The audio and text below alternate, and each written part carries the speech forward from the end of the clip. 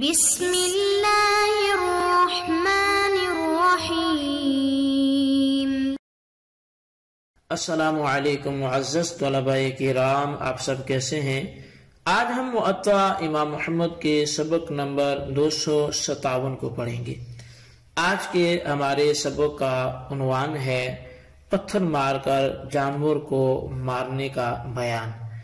آج کے ہمارے سبق میں ہم باب ما قتل بالحجر سے اپنے سبق کا آغاز کریں گے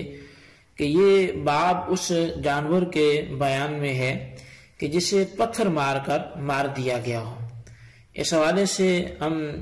گفتگو احادیث کریمہ کی قرات کی صورت میں بھی کریں گے، ان کی تشریح میں بھی، اور پھر تیر سے شکار کرنے کی جو چند ایک صورتیں ہیں تو وہ بھی آپ کے سامنے بیان کی جائیں گی۔ تو بہرحال بڑھتے ہیں ہم آج کے سبق میں موجود احادیث کی قرات اور پھر ان کی جو وضاحت ہے اس طرف۔ تو مصنف علیہ رحمہ ایک حدیث ذکر کرتے ہیں امام محمد رحمۃ اللہ علیہ، اور اس کے بعد پھر مسلک حناف کو بیان کرتے ہیں۔ حدیث پاک لکھتے ہیں اخبرنا مالک اخبرنا نافع قال رمیت طائرین بحجر وانا بالجرف فاصبتهما فاما احدهما فمات فطرحه عبد الله بن عمر واما الاخر فذهب عبد الله يزكيه بقدوم فمات قبل ان يزكيه فطرحه ايضا۔ امام محمد رحمۃ اللہ علیہ آپ بیان فرماتے ہیں کہ ہمیں امام مالک نے خبر دی ہے کہ حضرت نافع نے بتایا کہ میں نے ایک مرتبہ 2 پرندوں کو پتھر مارا جبکہ میں مقام جرف میں تھا۔ اچھا، وہ پتھر انہیں جا کر لگا، ان میں سے ایک تو فوراً مارا گیا جسے حضرت عبداللہ بن عمر رضی اللہ تعالیٰ عنہما نے پھینک دیا، اور دوسرے کو انہوں نے چھری سے ذبح کرنا چاہا لیکن وہ بھی ذبح کرنے سے پہلے ہی مر گیا، اس پر آپ نے اسے بھی پھینک دیا۔ قال محمد وبهذا نأخذ ما رمي به الطير فقتل به قبل ان تدرك زكاته لم يوكل الا ان يخزق او يبطع فاذا خزق او بدع فلا بأس بأكله وهو قول ابي حنيفة والعامة من فقهائنا رحمهم الله تعالی۔ امام محمد رحمۃ اللہ علیہ فرماتے ہیں کہ ہمارا یہ مذہب ہے کہ جس پرندے کو کوئی چیز پھینک کر مارا جائے اور وہ ذبح سے پہلے ہی مر جائے تو اسے نہیں کھایا جائے گا۔ ہاں، اگر اس کا خون بہ نکلے یا اس کے جسم کا کوئی حصہ کٹ جائے تو اس کے کھانے میں کوئی حرج نہیں ہے۔ یہ قول امام اعظم امام ابو حنیفہ اور ہمارے عام فقہائے کرام کا ہے۔ اچھا، اب اس اثر میں حضرت عبداللہ بن عمر رضی اللہ عنہما کا ایک فعل یا فتویٰ ذکر کیا گیا۔ پتھر مارنے سے جو جانور مر گیا اسے آپ نے حرام سمجھ کر پھینک دیا، اور جس میں ابھی جان تھی اسے ذبح کرنا چاہا تو وہ بھی ذبح کرنے سے قبل مر گیا، اسے بھی حرام کہا گیا۔ اس سے معلوم یہ ہوا کہ پتھر مارنے سے اگر کوئی پرندہ مر جاتا ہے تو وہ حلال نہیں ہے، خواہ پتھر مارتے وقت تکبیر پڑھی جائے یا نہ پڑھی جائے۔ امام محمد رحمۃ اللہ علیہ اس اثر کے تحریر کرنے کے بعد فرماتے ہیں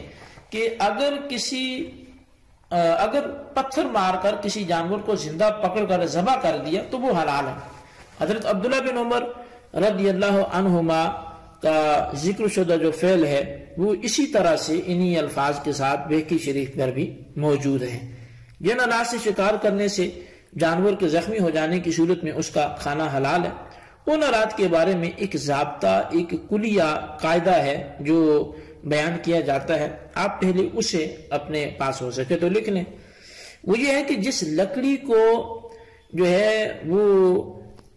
تیار کیا جائے اور اس کی نوک بنا دی جائے، تیز دھار بنایا جائے، اور بسا اوقات لکڑی کے سرے میں تیز دھار جو ہے وہ دھاردار اس کو لوہے کو باندھا جاتا ہے، لکڑی تو لکڑی رہتی ہے لیکن آگے تیز دھاردار جو ہے وہ تیز دھار والا لوہا باندھ دیا جاتا ہے۔ تو امام احمد بن حنبل نے فرمایا کہ وہ لکڑی جو اس قسم کی ہو وہ تیر کے مشابہ ہے۔ تو ایسے تیر کی 2 صورتیں ہیں، کبھی تو وہ تیر اپنی نوک کے بل جانور کو لگ جاتا ہے اور اسے پھاڑ کر قتل کر دیا جاتا ہے بشرط کہ تسمیہ کے ساتھ تیر پھینکا گیا، تو اس جانور کا کھانا مباح ہے۔ کبھی وہ تیر عرض کی طرف سے، یعنی چوڑائی جو ہوتی ہے، یعنی لکڑی اور لوہے کا وہ حصہ جو تیز دھار نہیں ہے وہ جا کے لگتا ہے، اور اس کے ثقیل اور ضخیم بھاری ہونے کی وجہ سے اسے قتل کر دیتا ہے، تو یہ موقوذ کے حکم میں ہے، لہٰذا اس کا کھانا مباح نہیں ہے، جائز نہیں ہے۔ یہ قول حضرت علی، عثمان، عمار اور ابن عباس کا ہے، اور یہی فرمایا ہے ابراہیم نخعی نے، امام مالک نے، امام شافعی نے، امام اعظم ابو حنیفہ نے، اسحاق، ابو ثور، اوزائی نے اور اہل شام نے کہا کہ وہ مباح ہے، یعنی وہ جس کو قتل کیا نوک کی طرف سے یا عرض کی طرف سے۔ ابن عمر نے کہا کہ وہ شکار جو رمی کیا گیا وہ پیاسے یا عرض کی طرف سے اور وہ موقوذہ میں سے ہے، اور یہی کہا حسن نے بھی، اور ہمارے لیے وہی روایت ہے جس کو عدی بن حاتم نے روایت کیا کہ نبی علیہ السلام سے سوال کیا گیا عرض کی طرف سے نیزے کے ساتھ شکار کیے ہوئے جانور کے متعلق، تو آپ نے فرمایا کہ وہ چیز جس نے پھاڑ دیا، کھا لیا، اور وہ جو قتل کیا گیا نیزے کے عرض کے ساتھ وہ موقوذہ ہے، لہذا نہ کھا، اور متفق علیہ مسئلہ ہے، اور یہی حدیث اس مسئلے کی نص بھی ہے، کیونکہ جس کو اس کی نوک کے ساتھ قتل کیا گیا نا وہ بمنزلہ اس کے ہے کہ جس کو اس نے برچھے کے ساتھ چیر دیا ہو یا نیزے کے ساتھ شکار کیا، کیونکہ وہ تیز دھار ہے، اس نے پھاڑ دیا اور تیز دھار سے قتل کیا، اور جس کو اس نے عرض کے ساتھ قتل کیا گویا اس نے اسے ثقل کے ساتھ قتل کیا، وہ موقوذہ ہے۔ مثال اس کی جس کو اس نے شکار کیا وہ پتھر یا بندوق کے ساتھ، تمام آلات شکار جو ہیں وہ تمام آلات جو ہے وہ شکار کا حکم اس لکڑی کا سا ہے کہ جب اس نے قتل کیا عرض کے ساتھ یعنی چوڑائی کے ساتھ اور زخم نہ لگایا تو اس شکار کا کھانا جائز نہیں ہے۔ یہ اس تیر کی مثال جو کسی پرندے کو چوڑائی کی طرف سے لگ جائے اور اسے قتل کر دے، تو بڑا، چھوٹا نیزہ اور تلوار جو چوڑائی کی طرف سے ماری جائے اسے قتل کر دے، یہ سب صورتیں جانور کو حرام کر دیتی ہیں۔ اس طرح اگر اس نے تیز طرف سے مارا، دھاری والی ہو جائے، لیکن زخم نہیں اس پر کیا، اس تیز دھاری دار نے بھی اپنے ثقل کی وجہ سے اسے قتل کر دیا، زخم کی وجہ سے وہ دھار نہیں لگی، تو یہ مباح نہیں ہے، کیونکہ نبی علیہ السلام نے فرمایا اعلیٰ کہ جس کو چیر دے اسے کھا لو، لیکن ان صورتوں میں چونکہ اس نے پھاڑا نہیں ہے بلکہ ثقل کی وجہ سے، دباؤ کی وجہ سے مار دیا، تو یہ اس کے مشابہ ہو گیا کہ جس کو اس نے عرض کے ساتھ شکار کیا ہے، تو اس لیے یہ جائز نہیں ہوگا۔ تو بہرحال معزز طلباء کرام، یہ جو عبارت تھی وہ مغنی معاشرہ کبیر کے حوالے سے میں نے آپ کے سامنے بیان کیا۔ اس کا خلاصہ یہی ہے کہ ہر ایسا آلہ کہ جس سے جانور کا جسم کٹ جائے، خواہ وہ لکڑی کا بنا ہوا ہو یا لوہے کا ہو، جب اس آلے کو جانور پر مارتے وقت بسم اللہ اللہ اکبر پڑھ کر مارا گیا اور جانور اس سے زخمی ہوا اور اس کا خون بہہ نکلا تو وہ جانور حلال ہے۔ اس کے علاوہ تمام صورتوں سے شکار کیا گیا جانور حرام ہوگا۔ اس کی تائید میں چند احادیث مبارکہ موجود ہیں کہ سب سے پہلے جو ہے وہ مصنف ابن ابی شیبہ کے اندر حضرت عبداللہ بن عمر رضی اللہ عنہما سے روایت موجود ہے کہ آپ بندوق اور پتھر سے مرا جانور نہیں کھاتے تھے۔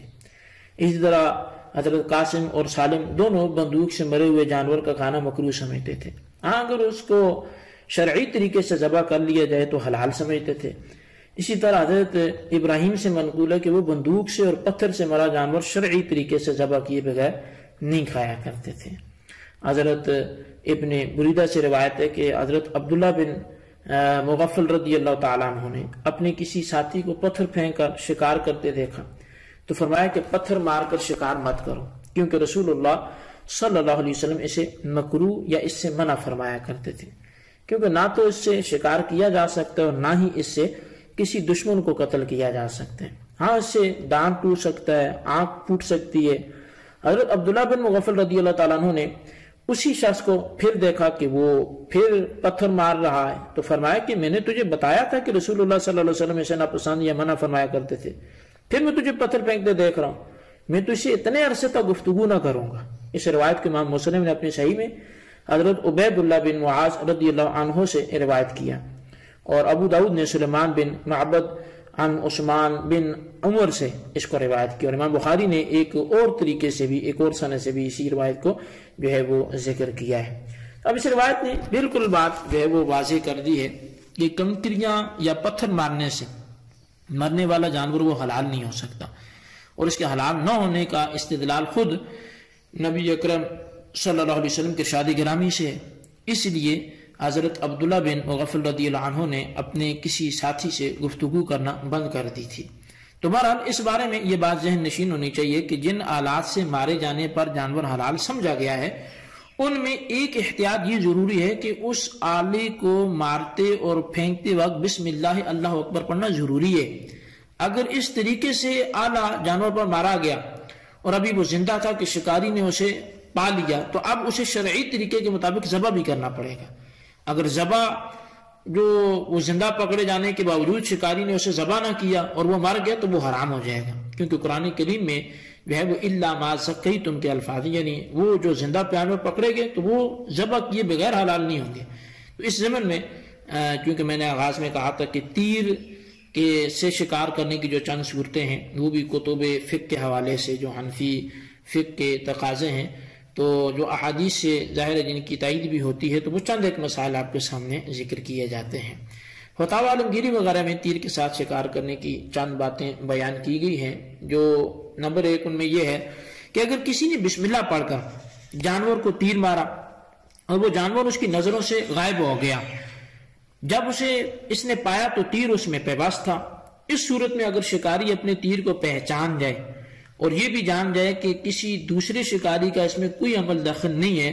تو اس کا کھانا جائز ہے۔ اگر اسی صورت میں جانور کو پانی میں یا پہاڑ پر کسی جگہ مرا ہوا پایا تو پھر نہیں کھائے گا، کیونکہ اب ممکن ہے کہ اس کی موت پانی میں گرنے کی وجہ سے ہوئی ہے یا تیر لگنے کے بعد پہاڑی پر چڑھتے ہوئے گر کر مر گیا ہو۔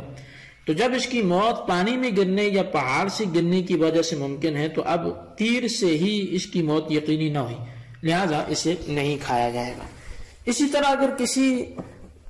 اگر کسی نے شکار کو پا لیا اور اس میں تیر پہ وسط تھا اور وہ مرا پڑا تھا، یہ پانے والا خود تیر چلانے والا نہیں تھا، تو اب اسے اس پہ وسط شدہ جو مردہ شکار ہے اس کو کھانا نہیں چاہیے، کیونکہ اس سے کیا معلوم کہ تیر چلانے والے نے بسم اللہ پڑھ کر تیر مارا تھا یا ویسے ہی مار دیا تھا۔ شکار کرنے والا مومن ہے یا کافر ہے تو اسے اس چیز کا علم نہیں ہے تو اسے چاہیے کہ وہ نہ کھائے۔ اسی طرح آخری مسئلہ اس حوالے سے جو ہے، شکاری نے شکار کو تیر مارا اور اس کی تیر مارنے سے اس شکار کے جسم پر کوئی حصہ کٹ کر علادہ ہو گیا۔ اب دیکھا جائے گا کہ وہ عضو کیسا ہے۔ اگر ایسا ہے کہ اس کے کٹنے اور علادہ ہونے کے باوجود جانور مرتا نہیں ہے تو اس صورت میں اس کا کھانا حرام ہے کہ اب وہ مرا ہوا ہے تو اس سبب سے تو نہیں مرا، اور اگر اس کے بغیر جانور زندہ نہیں رہ سکتا تو وہ عضو اور جانور دونوں کا کھانا جائز ہے۔ تو اب اس کا مطلب یہ ہوگا کہ اس کے جو تیر پھینکا گیا اسی کے تقاضے کی وجہ سے جو ہے وہ جانور مرا ہے، اور اس نے چونکہ تکبیر پڑھ کر تیر پھینکا تھا تو لہٰذا اس کا کھانا حلال اور جائز ہوگا۔ تو بہرحال یہ کچھ ضمن چند ایک مسائل تھے جو آپ کے سامنے عرض کیے کہ ان کو اچھی طرح سمجھیں، اس کے خلاصے کو بھی اپنے رجسٹر پر لکھیں۔ اللہ تعالیٰ سے دعا کرتے ہیں جو ہم نے پڑھا سنوں سے یاد رکھنے کی توفیق نصیب فرمائے، آمین بجاہ نبی الامین صلی اللہ علیہ وسلم۔